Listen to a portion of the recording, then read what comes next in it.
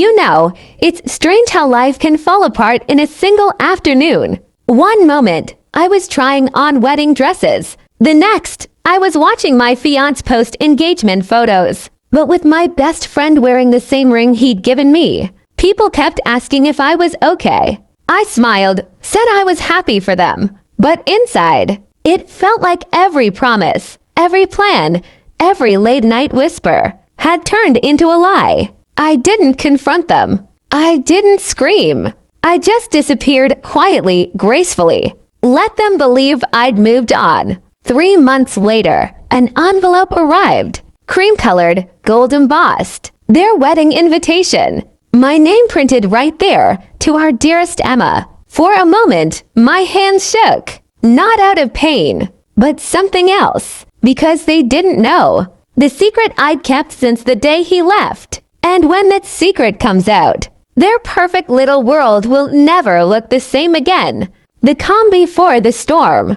When I first saw their wedding invitation, I didn't cry. Not a single tear. I sat there, staring at the gold lettering Charlotte and Ryan, bound by love, blessed by fate. And I laughed. A quiet, almost broken kind of laugh. Because fate had nothing to do with it. Ryan wasn't just my fiancé. He was my business partner. The co-founder of everything I built from scratch. And Charlotte, my best friend since college, was the only person who knew every password, every plan, every weakness I had. I trusted her with everything, including him.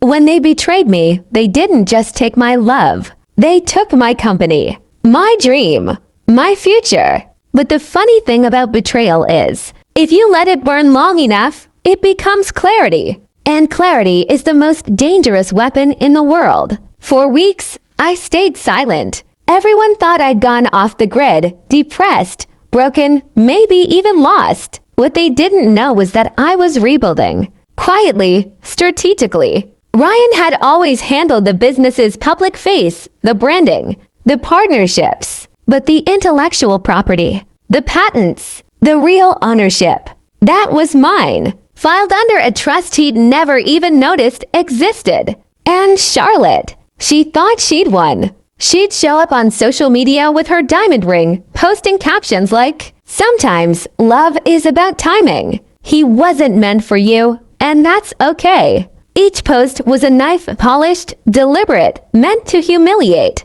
And I let her believe it worked. Because revenge tastes sweeter when it's served to someone who never saw it coming. I started preparing my response the way a painter prepares for her masterpiece. With patience and precision, every detail mattered. Every emotion had to be timed. First, I started donating anonymously to a few small companies Ryan had quietly pushed aside when we were still together. The same people he called too small or too naive. They remembered. And when I called a few weeks later, under a new name, they were happy to return the favor. Second, I rebuilt my team carefully. People who'd once worked for me. People who knew the truth about how the company began. We met late at night in coffee shops and private rooms, rebuilding what had been stolen. And while they planned their wedding, I was planning something else entirely. The wedding date, June 15th. Venue, Rosewood Estate. Guest list, 300 names, investors, friends, family, media. Perfect. The same people who'd watched me disappear would now watch me walk back in. Not as the ex-fiancée, but as the woman holding their future in her hands. I bought a dress, not white, not red, but midnight blue. Powerful, elegant, unapologetic. The kind of dress that made people remember you, even when you said nothing at all. The night before the wedding, I stood in front of the mirror. For a moment, I almost didn't recognize the woman staring back at me. She wasn't the girl who cried herself to sleep 3 months ago. She was calm, composed, dangerously peaceful. As I slipped the invitation back into its envelope, I whispered to myself, tomorrow isn't about revenge. It's about revelation. Because sometimes the best way to destroy someone's illusion is to let them destroy themselves right in front of everyone they tried to impress. And by the time the clock struck noon the next day, the world they'd built on lies would start to crumble. The wedding entrance. When I arrived at the Rosewood estate, the air smelled like roses and arrogance. White petals lined the marble walkway. A live orchestra played something classical, the kind of music that makes betrayal sound expensive. Everywhere I looked, there were people smiling, hugging, clinking glasses. But the moment they saw me, those smiles froze. Emma, the ex, the woman who was supposed to disappear. I could feel their whispers following me like perfume. She's here. Why would she come? Is she okay? Oh, I was more than okay. I walked past them, calm and graceful, my heels clicking on the floor like a countdown. Midnight blue silk, soft curls, and quiet confidence, everything I wanted them to see. Inside, the ceremony hall looked like something out of a magazine. Charlotte had always dreamed of a fairy tale wedding, chandeliers, soft pink drapes, hundreds of white lilac. Everything was perfect. Almost. I found a seat near the back, where I could see everything. The officiant, the guests, the photographers, and the man who used to swear he couldn't breathe without me. Ryan stood at the altar, adjusting his tie, pretending to be nervous. He looked the same, confident, handsome, rehearsed. But I knew that man too well. He wasn't nervous because of love. He was nervous because deep down, he knew. He'd built his happiness on stolen ground. Then the music changed. Everyone stood up. And there she was, Charlotte, gliding down the aisle in a gown that looked like it cost more than some houses. Her smile was bright. Her eyes found mine for just a second. And I saw that flicker of fear she tried to hide. She didn't expect me to come. That was her mistake. The ceremony began. Words were spoken about love, loyalty, forever. Each one felt like a life floating through the air, dressed in white and gold. When the officiant said, "If anyone here has reason these two should not be joined in marriage, speak now," the room went silent. Every eye turned forward, except mine. I was already smiling. Because the surprise wasn't about words. It was about timing. The sound of a phone buzzing broke the silence. Ryan's best man checked it, frowned, then passed the phone to Ryan. I could see his face drain of color. Then Charlotte's phone buzzed. Then another. And another. Until the whole front row was whispering. They didn't know it yet, but my little revelation had just gone live.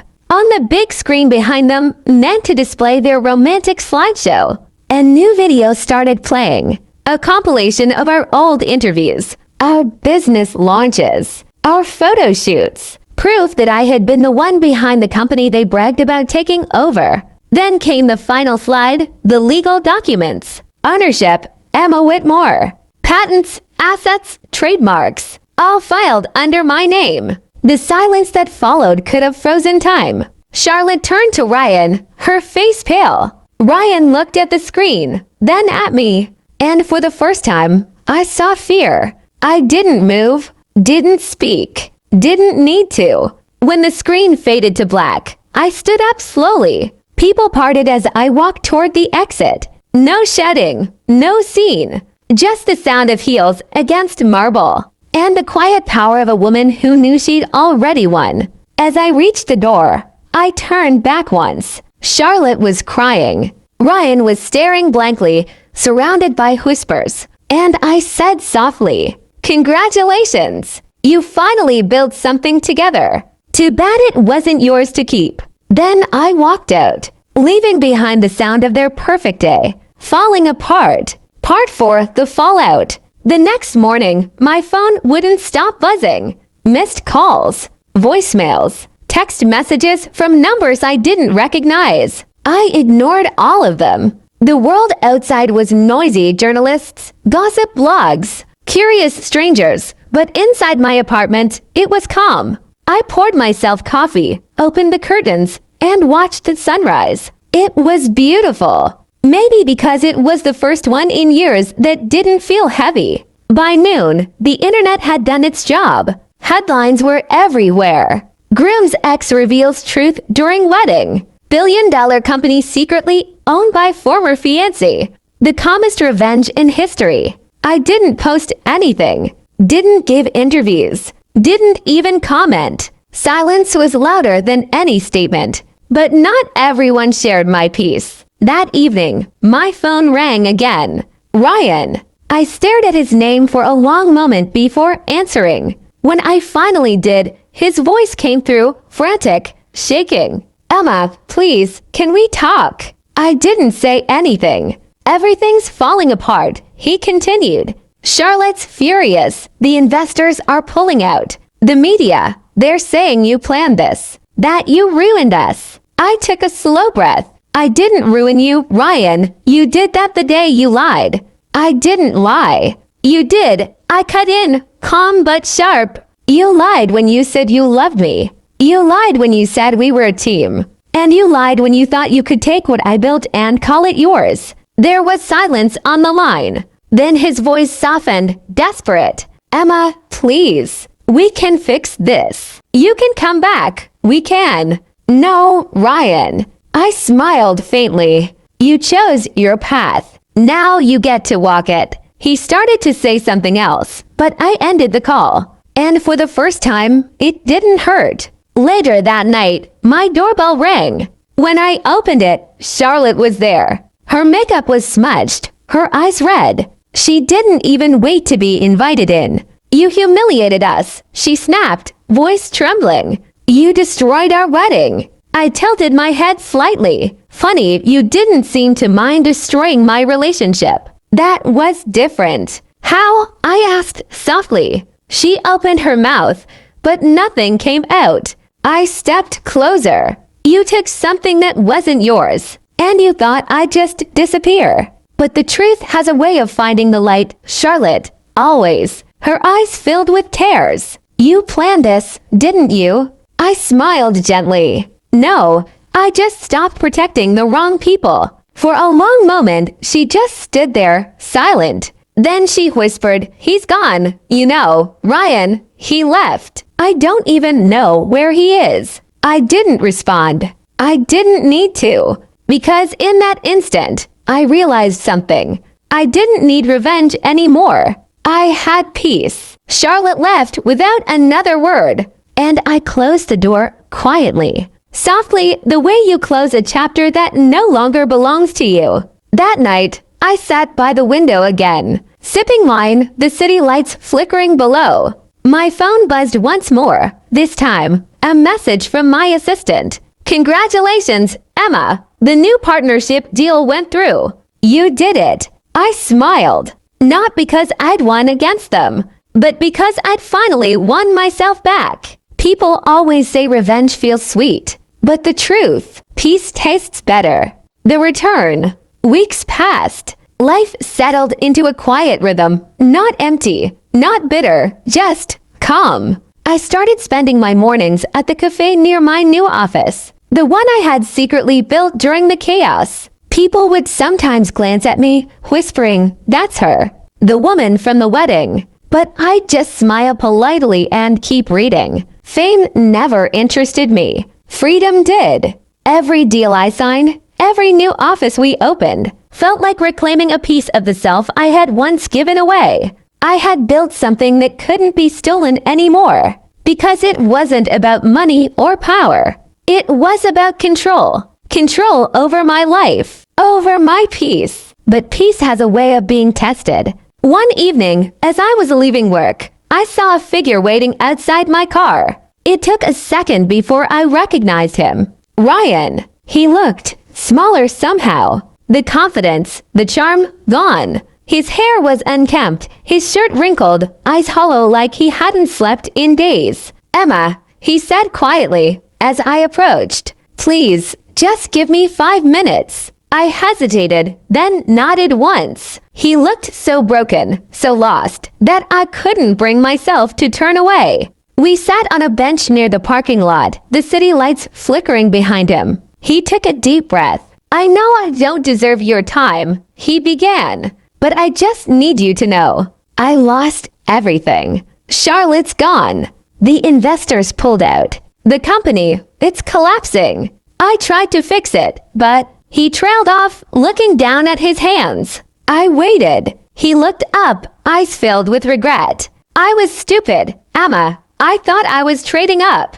I thought. I don't even know what I thought. But when everything fell apart, all I could think about was you. How good you were. How you believed in me when no one else did. His voice cracked. I'm sorry. For a moment, I felt something, not pity, not anger, just closure. I studied his face, the man who once made me believe in forever. And I realized he was just human, flawed, weak, lost. Ryan, I said softly, I don't hate you. He blinked, surprised. You taught me the most valuable lesson of my life. I continued. That love isn't supposed to make you shrink. It's supposed to make you grow. And when it doesn't, it's okay to let it go. He looked away, tears forming. I wish I'd realized that sooner. So do I said. But we both know. Some lessons only come after the damage is done.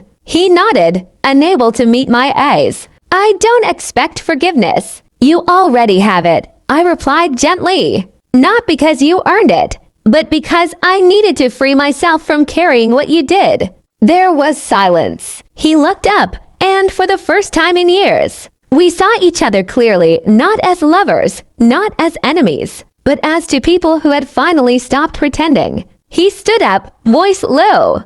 Goodbye, Emma. Goodbye, Ryan. And just like that, he walked away. No grand apology. No dramatic ending, just quiet acceptance that we were never meant to last. That night, I went home and stood on my balcony, looking out at the city lights. Somewhere out there, Ryan was starting over, and so was I.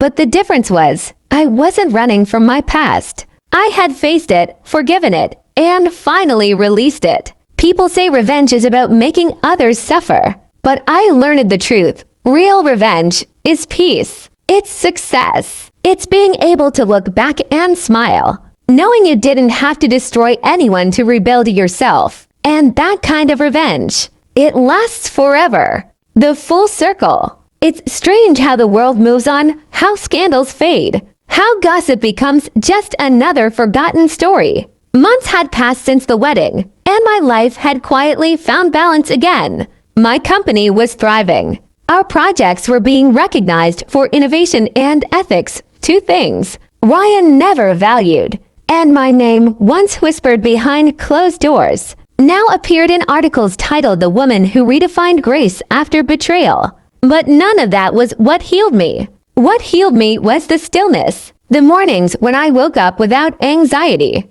the quiet walks by the river, the laughter I found in small moments again. And then, one afternoon, something unexpected happened. I was attending a charity gala, a cause close to my heart, supporting young women entrepreneurs. It was elegant, peaceful, filled with the soft hum of conversations and clinking glasses. I was standing near the stage, talking to a donor, when I heard a voice behind me, a familiar one. Emma. I turned, and there she was, Charlotte. She looked different. Not glamorous like before. Tired, fragile. Her confidence had crumbled into something human. For a moment, neither of us spoke. Then she smiled faintly. You look good. Better than I remember. Thank you, I said softly. You too.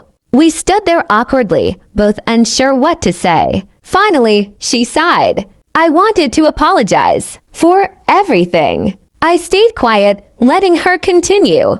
I thought I had everything, love, attention, the perfect life. But the truth is, I was just desperate to feel important. And when Ryan left me, I realized I wasn't even angry at him. I was angry at myself for believing I needed to take from someone else to feel whole. Her eyes glistened. I know I don't deserve forgiveness, but I just needed to say I'm sorry. I took a slow breath, looking at her, really looking. She wasn't the same woman who had smiled beside my ex at that wedding. She was broken, humbled, real. Charlotte, I said quietly, forgiveness isn't something people earn. It's something we give to free ourselves. She looked at me, confused.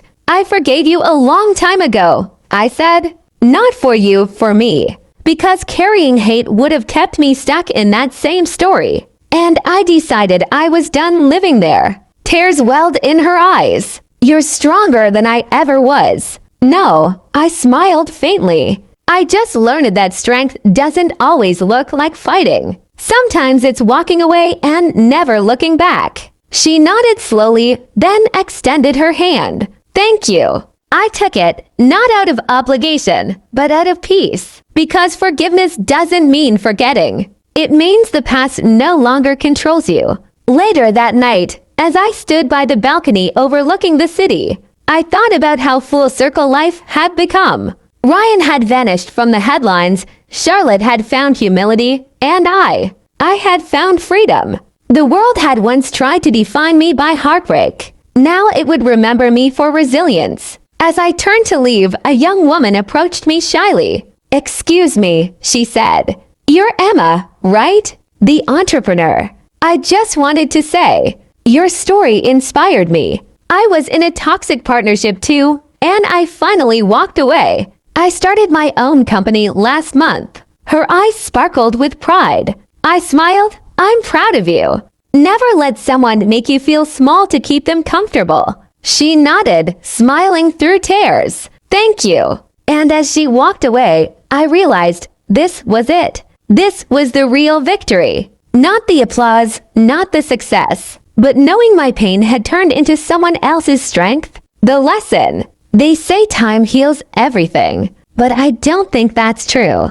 Time doesn't heal, understanding does. And understanding only comes when you stop asking, why did this happen to me? And start asking, what was this meant to teach me? For months, I kept that question close to my heart. At first, it was just pain, the betrayal, the humiliation, the disbelief that people I loved could treat me as if I were disposable. But somewhere between heartbreak and healing, I found something else. Clarity. Ryan and Charlotte's betrayal had once defined me. It shaped my choices, my silence, even my strength. But looking back now, I see it differently. They weren't villains. They were mirrors reflecting the parts of myself I needed to outgrow. Ryan showed me what happens when you hand your power to someone who doesn't value it. Charlotte taught me that envy doesn't disappear when you take what isn't yours. And I learned that walking away from pain isn't weakness, it's wisdom.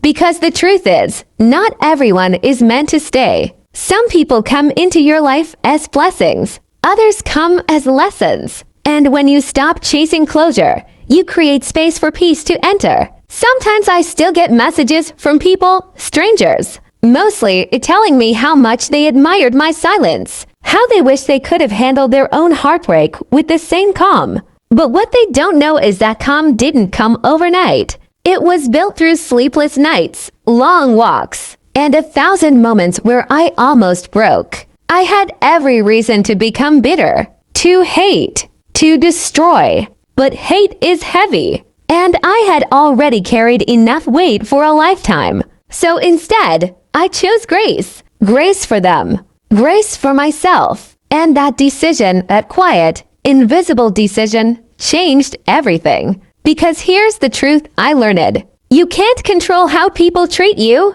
but you can control what you do after they hurt you. You can rise. You can rebuild. You can shine so brightly that the ones who broke you have to squint just to see your light. Now, when I think of Ryan and Charlotte, I don't feel anger. I feel gratitude. They pushed me into the version of myself I was always meant to become: stronger, wiser, unstoppable. My story started with betrayal, but it didn't end there. It ended with peace. And peace is far more powerful than revenge could ever be. People often ask, would you do it all again? And I smile because I already know the answer. Yes, 100 times yes. Because sometimes the worst thing that happens to you is really the best thing that ever could. The quiet kind of revenge. You know, sometimes I look back at everything and wonder, if I hadn't been betrayed, would I have ever learned to love myself this deeply? Would I have ever learned that silence can be louder than any scream? I used to think revenge meant making them regret what they did. But now I see. Real revenge is peace. Real revenge is building a life so full, so calm, that their chaos can't touch it anymore. When Ryan and Charlotte stood at that altar, smiling for the cameras, I didn't see two people who won. I saw two people still searching for validation in each other's eyes. And for the first time, I didn't envy them. I pitied them. Because I had finally found what they were both chasing. Freedom. Freedom from needing anyone's approval. Freedom from explaining myself. Freedom from pain that wasn't mine to carry anymore. It's strange, isn't it? How pain transforms us quietly, like waves shaping the shore. You don't notice it happening until one day you look in the mirror and realize you're not the same person who once begged to be chosen. I am not that woman anymore. The one who waited by the phone. The one who accepted less just to be loved more. No. Now I choose peace over attention. Truth over comfort. Myself over anyone who can't see my worth. And maybe that's the lesson betrayal was meant to teach me. That sometimes losing people isn't the end. It's the beginning of who you were always meant to be. Because when you walk away with grace, you don't just leave the pain behind. You leave behind the version of you that accepted it. So if you're listening to this, if someone betrayed you, if they replaced you, ignored you, broke you, I want you to remember this. You are not what they left behind. You are what rises after. Let them have the last word. Let them have their story. Because yours is still being written. And it's far more beautiful than anything they could imagine. The truth is, you don't have to destroy people who hurt you. You just have to stop letting them destroy you. And that, my friend, is the quiet kind of revenge